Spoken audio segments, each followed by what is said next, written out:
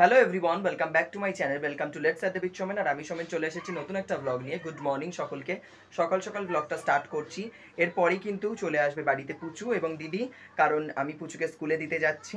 আর আশা করছি কেন আমি দিতে যাচ্ছি তার কারণে তোমরা যেটা ভাবছিলে সেটা I think right or wrong, সেটা দেখার জন্য কিন্তু তোমাদেরকে একটি ভিডিও দেখতে হবে, যেটা রয়েছে পুচু ব্লগে আপলোড হয়ে গেছে, যেটা তোমরা আমার চ্যানেলের কমিউনিটি পোস্টে পেয়ে যাবে। এবং এই ভিডিওর নিচেও কিন্তু আমি ডেসক্রিপশন বক্সে সেই ভিডিওটির লিঙ্ক দিয়ে দেবো। আশা করি সেখানে তোমরা সব উত্তর পেয়ে যাবে। তো চলো ভিডিওটা স্টার্ট করা যাক। আর আমি শুরু করতে থাকি ভিডিওটা।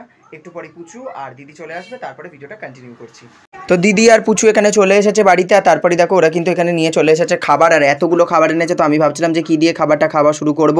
তো এদিকে দেখো আমি সবে ব্রাশ করে এসেছি, আর পুচু কিন্তু এদিকে ভাত খাওয়া শুরু করে দিয়েছে। চামচ দিয়েও ভাত খায়, কিছু করার নেই, কারণ ভাত ডাল আলু ভাজা দিদি সুন্দর করে মাখিয়ে এনেছে। আর আজকে কিন্তু এনেছিল তার সাথে ব্যাট পাঁপড় ভাজা। তোমরা কারা কারা ব্যাট পাঁপড় ভাজা খেতে পছন্দ করো আমাকে কিন্তু অবশ্যই কমেন্টে জানিও। আমি কিন্তু ব্যাট পাঁপড় ভাজা খেতে ভীষণ ভালোবাসি। প্রথমে আমি পাঁপড় ভাজা খাবো বলছিলাম, তবে দিদি কিন্তু বললো এই মুহূর্তে পাঁপড় ভাজা খেতে হবে না, কারণ সকালবেলা নাকি পাঁপড় ভাজা খেলে একটু অ্যাসিডিটি হয়ে যেতে পারে। তো সেই জন্য আমার জন্য গোলা রুটি এনেছিল। আগে গোলা রুটিটা খাবো, তারপরে কিন্তু পাঁপড় ভাজাটা খাবো। তো সেই জন্য আমি খুব এক্সাইটেড ছিলাম যে কতক্ষণ আমি গোলা রুটিটা খাবো। আজকে কিন্তু গোলা রুটির মধ্যে দিদি আবার সয়াবিনও দিয়েছিল, তো সেটা কিন্তু আরও দুর্দান্ত খেতে হয়েছিল। অনেক রকম ফল বা সবজি তো দিয়েই থাকে এর মধ্যে, ফল ভুল বললাম, সবজি দিয়ে থাকে।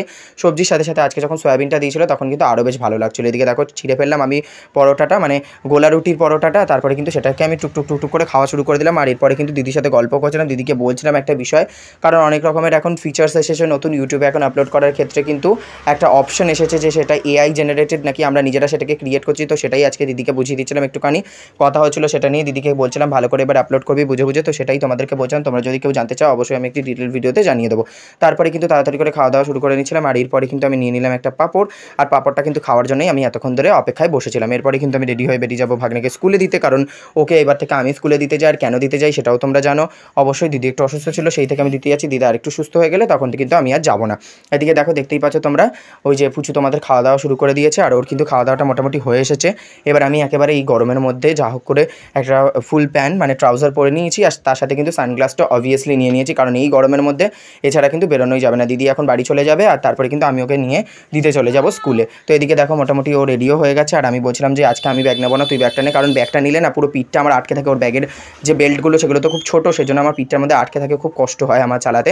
তো ওকে জোর করে বললাম যে তুই আজকে ব্যাগটা নিয়ে নে। তো ও ব্যাগটা নিয়ে নিল। আর তারপরে কিন্তু আমি বাড়ি এসেই কিন্তু শুরু করে দিয়েছিলাম আমার পুজোর শপিংয়ের ভিডিও দেওয়া। তো তোমরা অ্যাটলিস্ট এতক্ষণে হয়তো দেখেই ফেলেছো পুজো শপিংয়ের ভিডিওটা। যারা দেখোনি তারা কিন্তু অবশ্যই আই বাটনে ক্লিক করে দেখে আসতে পারো ভিডিওটি। এই ভিডিওতেই কিন্তু আই বাটনে রয়ে গেল সেই ভিডিওটি। তো সেটাই কিন্তু হওয়ার পরে তোমরা তো দেখো, তোমরা তো সামনেরটুকু দেখো, বিহাইন্ড দ্য সিন কখনো দেখাই না। তবে এই চ্যানেলে খুব একটা বিহাইন্ড দ্য সিন হয়ও না, এটা তো ডেলি ব্লগের চ্যানেল, এখানে তো সব কিছুই তুলে ধরি। তো সেই জন্য এখানে কিন্তু বিহাইন্ড দ্য সিন সেরকমভাবে হয় না। তবে আজকে যখন এই সমস্ত খুলে পাঞ্জাবিগুলোর মানে ক্লোজ শট নিতে হচ্ছিলো এবং তারপরে কিন্তু বসে আগে ভিডিওগুলো করতে হয়েছে, তো সেক্ষেত্রে আজকে আমি ভাবলাম তোমাদের সাথে শেয়ার করি বিহাইন্ড দ্য সিন। তো বিহাইন্ড দ্য সিন এটাই হয়, প্রথমে কিন্তু আমি আগে একটা একটা করে সব ভিডিও তুলে নিই, আর তারপরে কিন্তু এখানে ক্লোজ শটের জন্য এগুলোকে পাঞ্জাবিগুলোকে সুন্দর করে খুলে নিয়েছিলাম, মানে ড্রেস পোশাকগুলোকে এভাবে খুলে নিই, সুন্দর করে দেখাতে থাকছিলাম। প্রত্যেকটা ভিডিও বিহাইন্ড দ্য সিন দেওয়ার জন্য কিন্তু দুটো ফোন থাকা অবভিয়াসলি দরকার, কারণ একটা ফোন দিয়ে তুমি ধরো ভিডিওটা শ্যুট করছো, আর একটা ফোন দিয়ে বিহাইন্ড দ্য সিনটা শ্যুট করছো, কিন্তু আমার তো একটাই মাত্র ফোন, সেক্ষেত্রে অসুবিধাটা হয়। তো সেই জন্য আমি কিন্তু এগুলো ক্যামেরা অফ করেই এগুলোকে সুন্দর করে পাঠ করি। তো আজকে ভাবলাম ওয়াই নট, কেন আজকে তোমাদের দেখাবো না। তো ওই জন্য আজকে তোমাদেরকে কিন্তু দেখাতে চলে এসেছি। এই পিঙ্ক কালার পাঞ্জাবিটা বা রানী কালার পাঞ্জাবিটা আমার ভীষণ ভালো লেগেছে। তোমাদের কাদের কাদের কতটা ভালো লেগেছে অবশ্যই আমাকে কমেন্টে জানাতে পারো। তোমরা কারা কারা কত শপিং করলে জানিও। দেখো এই কদিন আগেই এত কিছু শপিং তোমাদের কাছে দেখিয়ে দিলাম, আর আবারও কিন্তু দুটো পাঞ্জাবি কেনা হয়েছে। হ্যাঁ, তোমাদেরকে বলে রাখি, যখন আমি ভিডিওটা এডিট করছি ততদিনে আবারও দুটো পাঞ্জাবি কেনা হয়েছে। হোয়াইট কালারের একটা অর্ডার দিয়েছিলাম, হোয়াইটের ওপর রেডের কাজ করা থাকবে। আমার খুব ইচ্ছা ছিল এরকম একটা পাঞ্জাবি পরা, সেটা তো চলেই এসেছে। তার সাথে সাথে একটা ইয়েলো কালারের পাঞ্জাবি এসেছে।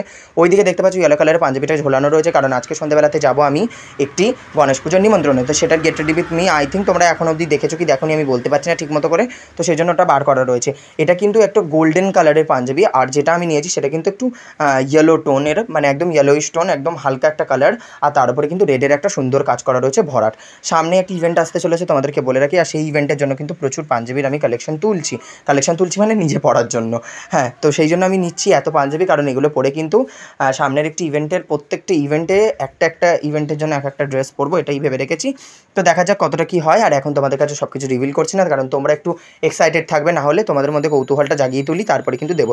এদিকে দেখো এই পাঞ্জাবিটা কিন্তু ভালো করে মুড়ে ঢোকানোটাও একটু প্রবলেমের হয়ে যাচ্ছিল, কারণ এইগুলোকে সুন্দরভাবে না রাখতে পারলে এই যে ভাঁজ পড়ে যাবে, তারপরে আবার আয়রন না করে পড়তে পারবো না। এতটাই গরম পড়েছিল সেদিনকার, তোমাদেরকে বলে বোঝাতে পারবো না। দেখো এইদিকে গরম লাগছে এত, বলে বোঝাতে পারছি না। আর এইদিকে ফ্যান চালালেই সমস্ত প্লাস্টিক আরও যত কিছু ছিল সেগুলো সব উড়ে যেত, সেজন্য ফ্যানও চালাতে পারছি না। খুব কষ্ট করে আজকে কিন্তু এই যে ভিডিওগুলো করেছি। আর আজকে যখন আমি ভিডিওগুলো করছিলাম, মানে লাইভ ভয়েসে যখন আমার ভিডিও করতে, তখন ফ্যান বন্ধ করে দিতে হয়, না হলে কিন্তু একটা ফ্যানের খড়খড় খড়খড় খড়খড় খড়খড় আওয়াজ আসে, তো সেই জন্য কিন্তু খুব কষ্ট করতে হয়। এদিকে দেখো স্কুল ব্যাগ যেটা তোমরা দেখতে পাচ্ছ, স্কুল ব্যাগটা কিসের জন্য বলো তো? এটা কিন্তু হচ্ছে পাড়ায় ধনুচিনাচ প্রতিযোগিতা হয়েছিল গত বছর দুর্গাপুজোয়। তো গত বছর দুর্গাপুজোর প্রাইস এবছর কেন দেখাচ্ছে? কারণ প্রাইসটি এবছরই দিয়েছে মাস 6-7 আগে, মানে জানুয়ারির একদম এন্ডের দিকে কিন্তু আমাদের পাড়ায় অ্যানুয়াল স্পোর্টস হয়, আর স্পোর্টসের পরেই কিন্তু ওই ব্যাগটা দিয়েছিল। অনেক কষ্টের পরে গরমটাকে একটু কাটিয়ে উঠে ফ্যানটা চালালাম, আর তারপরে এইদিকে দেখতে পাচ্ছ মানি প্ল্যান্টটাকে এবারে আবার বাড়ির ভেতরে নিয়ে এসেছি। এতদিন কিন্তু উঠোনে ছিল, আর উঠোনে রাখার ফলে আমার সব টাকা হু করে বেরিয়ে যাচ্ছিলো। এখন অনেকটা হেলদি লাইফস্টাইলে এসেছি। আগে কিন্তু এই জানলার সামনে রেখেছিলাম, তারপরে ভাবলাম জানলা দিয়ে যদি সব টাকা বেরিয়ে চলে যায়, তাই জন্য এখানটায় রেখেছি। তোমরা বলো তো কোন দিকে মানি প্ল্যান্ট ঘরের রাখলে টাকা সত্যি সত্যি ঘরের মধ্যেই থাকবে, বাইরে চলে যাবে না, উপরন্তু ঘরে টাকা আসবে? তোমরা যদি কেউ এই বিষয়ে একটু হলেও নলেজ রাখো আমাকে কিন্তু অবশ্যই জানাতে পারো, এবং সঠিকটা জানিও, ভুল জানিও না, তাহলে কিন্তু আমার আরোই টাকা সব বেরিয়ে চলে যাবে। যেটুকুনি আছে মাত্র, হয়তো দেখো ফুটো করি যেটুকুনি আছে সেটুকুনিকেই তো আগলে রাখতে হবে না। তো এদিকে দেখো দুটো পাঞ্জাবিকে আমি সুন্দর করে আগে ঢুকিয়ে নিচ্ছি, তারপরে কিন্তু এগুলোকে আমি ভরে দেবো। এদিকে সব কিছু গুছিয়ে নেওয়া হয়ে গেছে। আর এই যে দেখো এখানের মধ্যে স্কুল ব্যাগটা ছিল। শোকেসের কাজটা তোমাদেরকে কখনোই এইভাবে দেখায়নি। নিচের দিকটাতে মোটামুটি ওই আবর্জনা বলবো না, যেসব জিনিসগুলো খুব মানে আলটিমেটলি নেসেসারি সবসময় লাগে বা টুকটাক জিনিসপত্র, সেগুলো কিন্তু এখানে রাখা থাকে, আর বাকি সমস্ত জিনিসপত্রগুলোকে কিন্তু অন্য জায়গায় রাখি। এই যে শার্টটা দেখতে পাচ্ছ, এই শার্টটাও কিন্তু নেওয়া হয়েছে। এটা দেখি সপ্তমীর দিন পরবো, পুজোর সময় যে কেমন গরম থাকবে না বৃষ্টি হবে বুঝতে পারছি না। যদি গরম থাকে তাহলে এই সমস্ত শার্ট টি শার্ট পরে বেরিয়েই বা কী লাভ? এত গরমের মধ্যে তো এমনি আমাদের অবস্থা কাহিল হয়ে যাবে। আমি না পুজোর সময় সেরকমভাবে ঘুরি না, জানো তো। হয়তো আমাদের বন্ধুবান্ধবদের মধ্যে আমাদের কিন্তু মানে ইন্টেলেকচুয়ালটা খুব ম্যাচ করে, তো সেই জন্য আমরা কী করি, আমরা যখন পুজোর সময় ঘুরতে বেরোই তখন কিন্তু একটা সিনেমার প্ল্যানটা থাকেই আমাদের। তো আমরা প্রথমে যাই সিনেমা হলে, সিনেমা দেখি, তারপর সেখান থেকে বেরিয়ে কিছু খাওয়া দাওয়া করি, আর তার আশেপাশে কিছু ঠাকুর দেখে নিই। মানে আমরা একটা সিনেমা হল দিয়ে যে প্রচুর সিনেমা দেখি এমনটা নয়, প্রত্যেক দিন আলাদা আলাদা কোনো সিনেমা হল দিই, এবং যে সিনেমা হলে দেখি তার আশেপাশের কোনো জায়গা থেকে আমরা কিন্তু ঘুরে ঘাড়ে চলে আসি। এরকমভাবে আমরা নিজেদের লাইফটাকে গুছিয়ে নিয়েছি। আর আমার খুব একটা ঘুরতে, খুব ভিড় ঠেলে ঘুরতেও আমার ভালো লাগে না, সত্যি কথা তোমাদেরকে আজকে বললাম। আমি একটু ওই নিরিবিলিতে থাকতে পছন্দ করি, খাও দাও নিজের মতো আনন্দ করে। এবছর জানি না পুজোটা আমার কেমন যাবে, এবছর হয়তো বেরোবো না, বন্ধুবান্ধবদের সঙ্গে কোনো প্ল্যানও নেই, তারাও আমার সাথে খুব একটা বেশি প্ল্যান করতে চায় না। এখন জানি না কেন তারা ভাবে যে আমি মনে হয় ইউটিউবার হয়ে গেছি, আমার সাথে কথা বলা যায় না, আমি জানি না কেন এরকমটা তারা ভাবে। তবে আমি বলবো এটা আমার জন্য একটা দুঃখের বিষয়, কারণ তারা আমাকে নিজের বলে আর মনে করে না।